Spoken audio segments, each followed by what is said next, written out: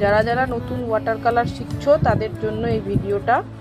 প্রথমে পেপারটাকে ভালো করে জল দিয়ে এইভাবে একটু ধুয়ে নেবে। ধুয়ে নেওয়ার পরেই হালকা করে এখান থেকে ব্লু কালারটা ছেড়ে দেবে।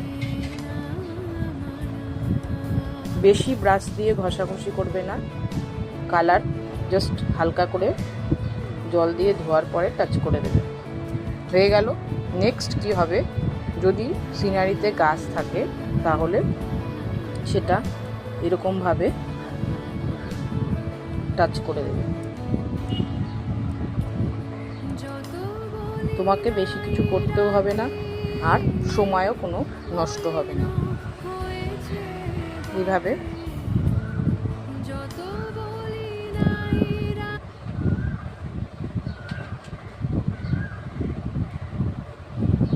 এবার তুমি এই কালারটাই পুরো নিচটা অবধি টেনে দেবে, কোনো অসুবিধা নেই।